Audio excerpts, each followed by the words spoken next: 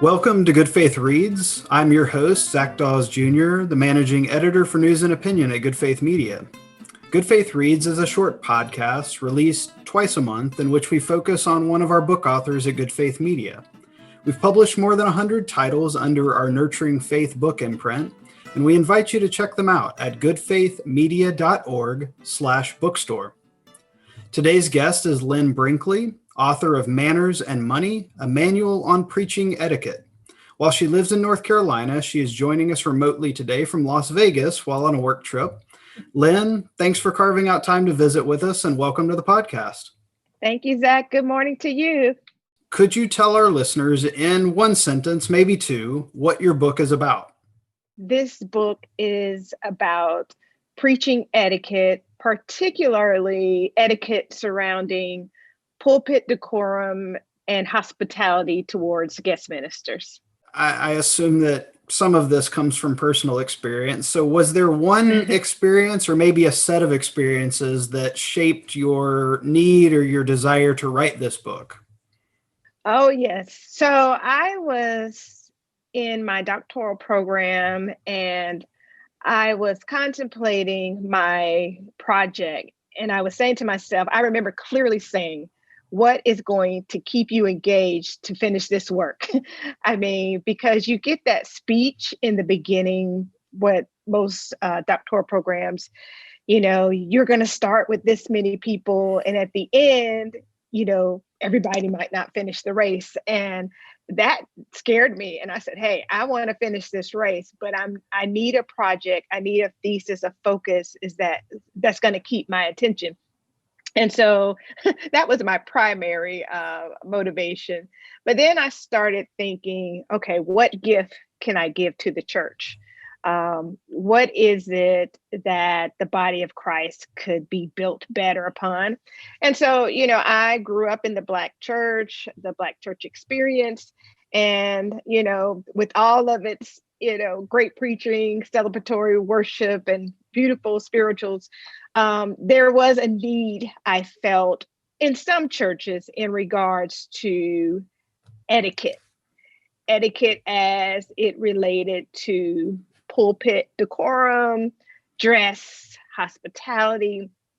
And so I said, that's it. When I was in my doctoral program, I said, I think I have an interest in that because I've always been fascinated with like Emily Post and matters of etiquette, because there's so many issues of etiquette today compared to when Emily Post was talking about it. There's always been airplane etiquette, but there's a new dimension now because you have to wear your mask and, you have to be mindful to love your neighbor, even if you don't want to wear your mask. So, I said, how can I transfer what Emily Post talked about around etiquette to the pulpit? And I said, I think that'll keep my attention. And then when we had conversations about it with my peers in my doctoral cohort, they were fascinated about it. So I felt like I was on to something. So you kind of took this general concept, and then as you put the book together, it's structured, for those who haven't looked at the table of contents yet, into three parts: the resurrecting excellence in the pulpit, modeling excellence in the pulpit, and then sharing hospitality in and out of the pulpit. So as you took that general concept of etiquette and applying it to preaching, how did you come about structuring it in this way? So, I had to have my theological foundation. And so I said, okay, what scriptures in the Bible sort of relate to hospitality, etiquette? And, the primary text, I would say the foundation of my book was centered around 1 Corinthians 14:40, where it says, let all things be done decently and in order. And, wouldn't that be wonderful if in our churches, all things, I mean all things, not just etiquette, but just how we, conduct ourselves with each other and how we extend grace and mercy. But that charge, let all things be done decently and in order. So I started thinking about, how can the ministry of preaching be done decently and in order? So I, like you said, I divided this book into three parts, where with resurrecting excellence, I talked about, how can we resurrect doing things in a spirit of excellence in our everyday church and ministry life, because we serve an excellent God, and an excellent God deserves, our very best. So how can we translate that into ministry? And so when I talked about the first section of, resurrecting excellence, what are some things we can do in terms of pulpit etiquette and decorum? It's interesting. So I surveyed a divinity school, DBin class, a Master of Divinity class. I surveyed members of my local church at the time. And it's interesting that one simple thing that, spoke profoundly in my research was that when a minister goes into the pulpit to read scripture, people want to see the minister hold up the Bible. It's something about, it never really, I was trained to do that in divinity school. And I can't say I've always done it, because with technology preaching, sometimes you have everything on your iPad or whatever. But people want to see a minister lift up that Bible when they read scripture. Now, it doesn't have to be lifted the whole entire sermon, but it's something about that initial reading of text that people overwhelmingly said they want to see. So there you go. So that's the way we can resurrect excellence, just making being mindful of that little simple adjustment. And so that's just an example in that section. Modeling excellence is also, that was another thing people said, they don't like when ministers either talk amongst themselves in the pulpit, or there's some ministers, when they get up without knowing it, are dangling their keys in their pockets. There's so many things we can do to better model being. And when it gets to women, oh my goodness, we have it the worst. Women are always judged on so many levels, but particularly as it relates to dress.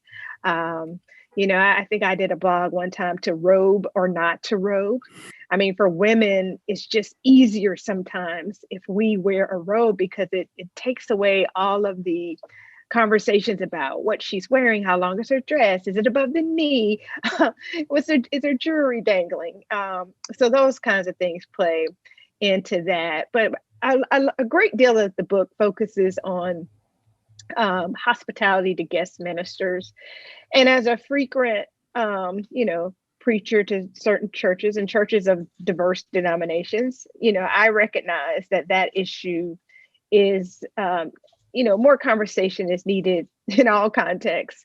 I've been invited to churches where, I think the invitation hasn't been clear, or, you get to the church like, where do I go? I haven't been given clear direction. Some churches say, pull in the back next to the pastor, or there's this huge vestibule you go through. And it's just a lot of, clear invitations are helpful, so that people know, where I'm supposed to go. Is there a theme? Is there a reason why I'm in this, invited to this? Is it a graduation service? And the basic thing is just greeting the guest minister when they come.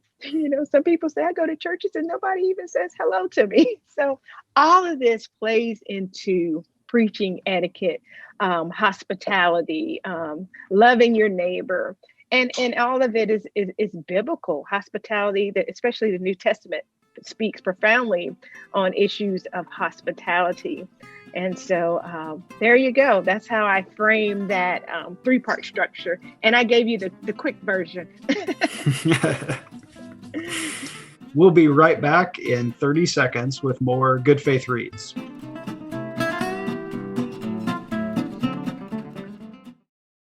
Lot Carey is proud to bring you conversations with some of the best and brightest pastors coast to coast. Our new podcast, Pilgrimages of Striving and Thriving, delivers wisdom from the Black church for the whole church. Find us wherever you get your podcasts, or listen online at lotcarey.org. That's LOTTCAREY.org. We look forward to the pilgrimage with you.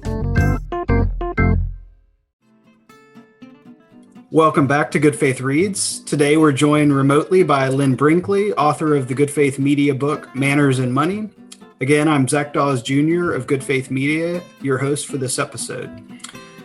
Lynn, could you tell us about your approach in writing this book? You've shared a little bit about the background, but shifting more from content to kind of the behind the scenes look, did you set weekly goals? Did you give yourself daily word counts? Did you face writer's block? Give our listeners some insight into your process for actually completing the writing process. Oh, yes. Writer's blog, all of that, scheduling. So, of course, this is primarily my doctoral project. So in terms of having a lot of the meat done before putting this into print was already kind of completed. So I had the structure of a doctor of ministry program that sort of kept me on task with completing the work. So when actually I defended my professor, Matthew Kim, said, there's some novelty with this, you should consider having it published. And thankfully, I was working at Campbell University Divinity School with Tony Cartledge, who's a good friend. And so I had sat down with Tony and I said, hey, what do you think about this? And is it, something that you think I should publish? And Tony was wonderful. Matter of fact, I owe him a great amount of credit for actually editing all of my doctoral work. And so by the time it got to Gordon Conwell, they couldn't come behind Tony Cartledge. He had already ripped it up with a red ink beyond measure. And so then when I had to shift some things, of course, when it got to the writing phase at the time, Nurturing Faith. And so what I did set a timeline because my goal, actually the timeline at the time, I think was the CBF North Carolina assembly, I think was in March of that particular year. And so I said, I need to have this ready so that I could be, a part of the featured authors there. And so that was my timeline structure. And it kept me pretty disciplined to the task. And again, the blessing of having, an editor at your disposal, like Tony Cartledge, to help me get those quick edits done was also helpful. But there were certainly times where I couldn't piece it together and that I had struggled and wrestled with. For me, I know for writing or thinking, sermon preparation, there are certainly two key areas where my brain juices flow the best. Walking, exercising. If I'm on a treadmill, I'm telling you, I can produce a sermon. It's something about exercising, but environment is key. And it was at that time, a corner at a Panera Bread where I could just write and, be free of distraction. So that was sort of my process. Well, one of the key takeaways, it seemed to me, from the book is that both substance and form matter. Mm-hmm. Not only with regard to a sermon, or if you wanted to extrapolate it broader, any presentation that you put together, but also, you talk about appearance, etiquette, decorum, and so forth. Without giving too much away, because we want the listeners to purchase the book, right? Yeah. Could you share a little bit about your thinking on how you maybe balance those, or how you make sure that you give adequate focus to both? Yeah, because it's such hard conversation, especially, there is a section in the book about, let's talk about the elephant in the room, honorariums. Nobody wants to talk about, when you get an invitation, should I ask them, is there an honorarium before I drive, 200 plus miles or fly, or, so, there is, extensive conversations about how to approach this conversation or topic with honorariums. But I also think it's important to have a theological basis for all of these things. And so, I certainly rely on a lot of Paul's teachings in the New Testament, particularly, First Corinthians. But I also, where even Jesus, affirms, in Luke's gospel about the importance of wages and, don't muzzle the ox. And so I think it's important that, because a lot of, sometimes I find lay members in the church who are not used to or don't understand what the preaching ministry involves. Oh, you're just doing the Lord's work. You should just do it for free. I mean, and I don't think a lot of people in our churches don't have a understanding about the professionalism of the preaching ministry and how ministers like myself have earned degrees to better ourselves in ministry. And no one questions, a doctor who has to, need time away to prepare for surgery the next day, or but it was important for me that especially some of the lay members of my church understood, all aspects of what goes involved in the preaching ministry. And particularly for pastors, not only is preaching a part of their, expected, role as a pastor, but they have to do weddings and funerals, and there's etiquette issues involving those things.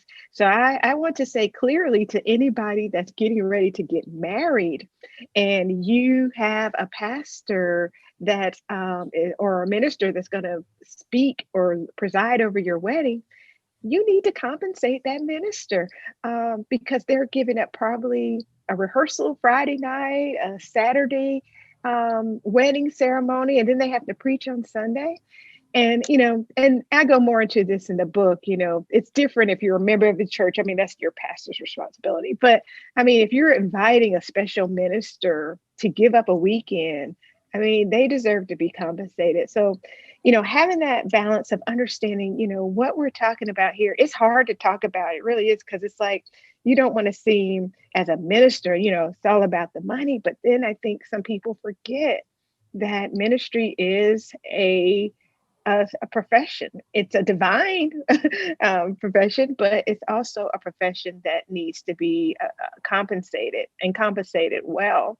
And there are so many things that are neglected because you're just doing the Lord's work and you should just be doing it. And that's true. And Paul talks about some of that, which I address in my book too. There are times we should not expect an honorarium. There are times that we should be gracious, but there are a lot of times that we do deserve it. Sure. Yeah. And as somebody I've worked in churches, and now I'm not, but I am a member and involved. Mm-hmm. There's a learning curve on both sides for, Mm-hmm. Ministers coming out of divinity school and learning the etiquette and all of that. But also there's a bigger learning curve, I think, on the church side sometimes, where you don't need to put a minister in the place of having to ask, am I going to get compensated for my weekend of driving and traveling and, knowing to get a W-9, knowing to have a check ready. Yeah. Those are things that you talk about. And it seems to me the book is really practical for both, lay members of the congregation and also ministers to help them think through all of these dynamics. Yeah. And thanks for mentioning that, because I do try to offer some very practical steps on how to approach honorariums. I give a sample thank you letter because we forgot about doing thank you. We don't do thank you letters anymore. Ways to invite, things to think about when you invite someone to your church. And also the importance of, like you said, a W-9. Church is really a church's responsibility. And so things need to be looked at how much you're compensating and how to avoid, some of those, some of those love offerings, especially that we do in the Black church. We got to be careful with some of that stuff for IRS purposes. And I talk about that in the book.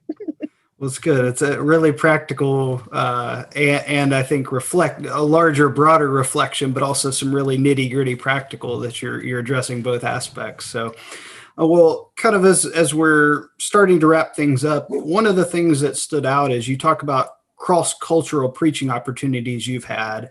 And my hope is that that is a trend that more and more people are experiencing. Based on your experiences, maybe share an idea or two or a concept or two for how both the minister and the church can help one another navigate those and hopefully avoid, kind Yeah. of these awkward moments and make it be positive. Yeah, that is so funny. So I always, I tell students, particularly when I'm talking about my book, when you go to certain churches, the goal is to honor what they honor. Honor the tradition of the church, the DNA of that particular church. And so I often shift based on the church that I am in.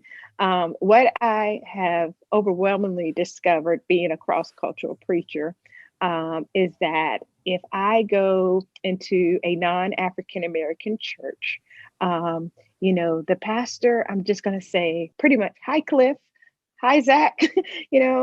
Hi, Emily. Hi, Ellen. Hi, Mary Alice. It's a first name basis pretty much. And when you are in traditional African American churches, there is emphasis on title, but I want people to understand that it's not about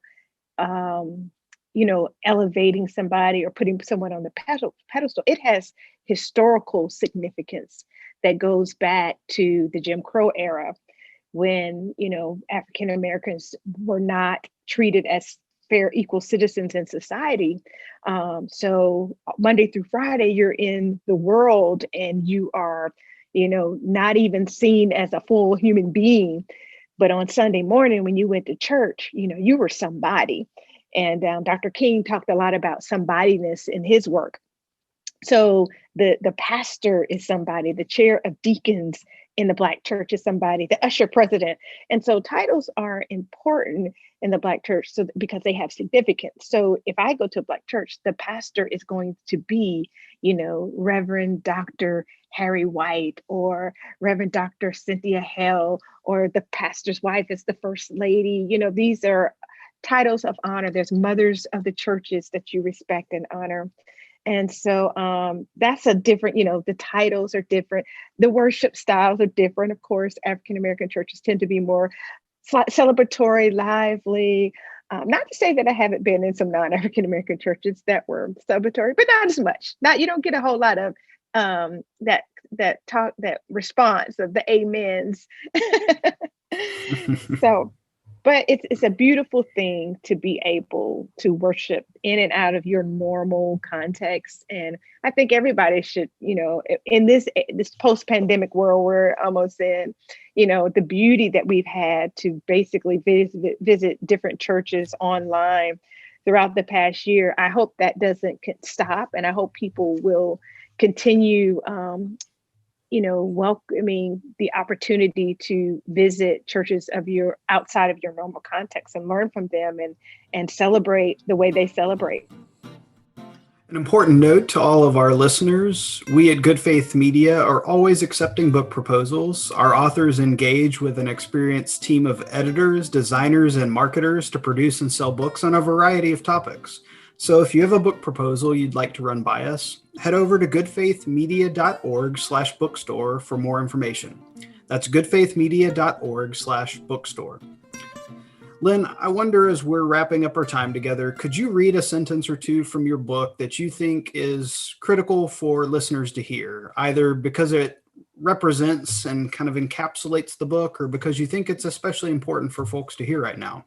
I would have to actually maybe say the quote on the back of my book that was given by a person who was very instrumental in helping me with this book, and one of the great preachers of our time, whom was named the Dean of Black Preachers, and that was the late Reverend Dr. Garner C. Taylor.